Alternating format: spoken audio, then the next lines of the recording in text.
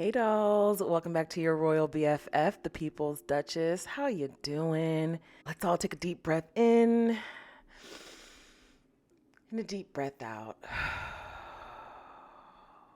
We have just wrapped up New York. Oh my gosh. We get the best fashion from Harry and Meghan in New York. And besides the fashion, we do now get these wonderful reels from Meghan like she shared with us over the weekend. First, it was International Day of the Girl. She highlighted that day with her gorgeous daughter, Princess Lilibet. In one scene, she's seen bolting. In another scene, they're just kind of standing there in this lush garden scenery in their backyard, telling her some sweet affirmations, including the world is yours. And indeed it is. These two get to be raised by two of the most caring and empathetic people I've ever seen. Despite all the fanfare of being a royal, Harry described his childhood as quite traumatic. And not just because his mother passed away, but because of how people are conditioned in that family, especially when you're not the heir. Whether you're a prince or born into foster care, a lot of us have that tough bit of childhood that we're still working on. So I'm really appreciative of the fact that Harry and Meghan are so conscientious about their parenting that they're determined to raise their kids as normally as possible, and that includes raising them as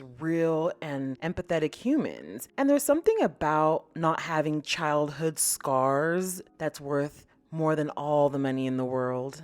The good times did not end there. Meghan also dropped this second reel highlighting her whirlwind weekend in New York with her man. And oh my goodness. One thing the Sussexes are going to do is maximize their time. They are masters of this. When they go to New York, they're doing something really important. This time around, it was winning the Humanitarians of the Year award. But then we get the date nights, we get the power lunches. In this case, Serena Williams, Ed Sheeran, Gloria Steinem. Oh, they traipsed around New York. I love this reel. I love these behind the scenes looks into her life. It just looks so powerful. Not to mention she had lunch with Chloe Mal, the new editor-in-chief of Vogue, and that gave power.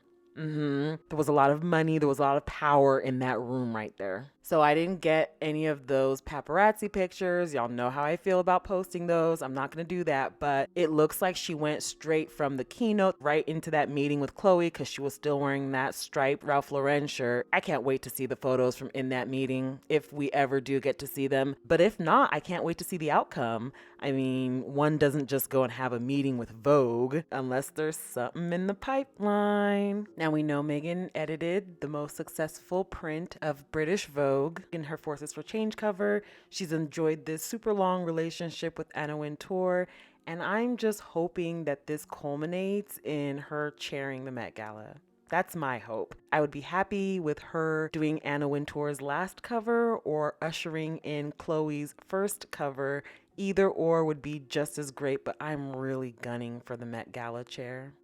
I mean, just look at some of these outfits. I'm putting together a fashion episode. I didn't want to combine the two because it was just going to be way too much going on. Trying to find a way to showcase the outfits that she was papped in without showing the pap pics.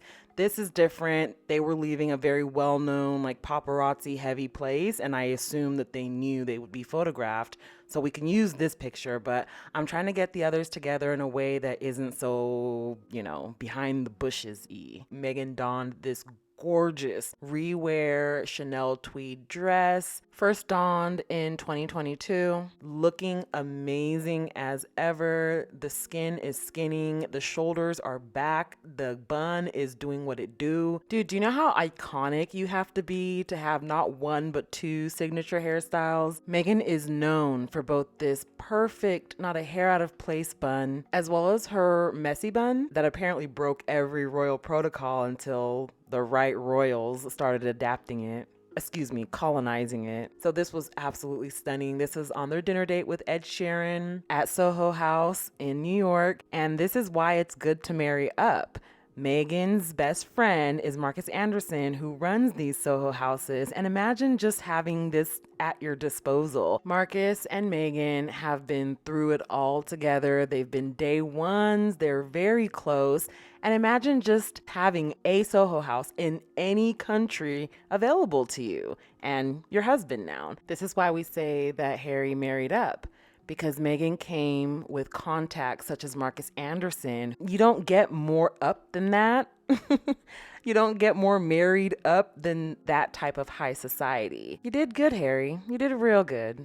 It's times like these that make me think about how Meghan's personal assistant and friend from her pre-royal days described her life as beautiful and having so much freedom. And I like to think that now she has all that and then some. Coming out on the other side, she has regained that very beautiful life. She's gained 2 children on top of that very beautiful life and a beautiful husband.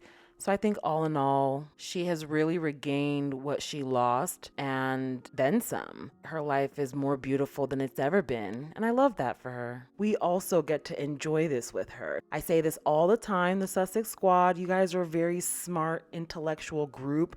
My life has personally been so enriched by meeting some of you, knowing some of you, talking to many of you. I love y'all. This is a very proud part of my life. So no, it's not just some shallow fandom. These aren't just clothes or shoes. This is a movement.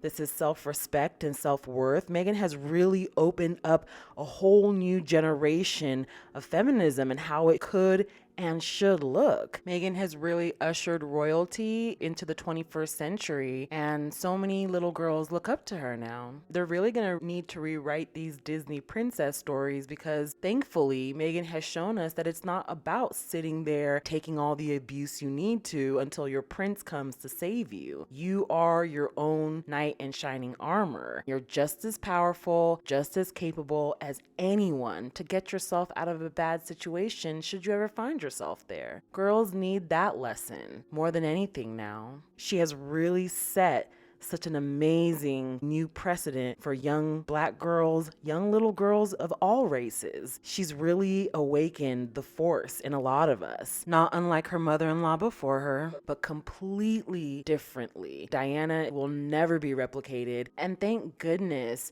Meghan is also one of a kind. Thank goodness she doesn't have to walk in that shadow or in those footsteps. Thank goodness she doesn't feel like she has those big shoes to fill. She's just doing her own thing, and it happens to resonate with billions of us. So kudos to Meghan for everything, really.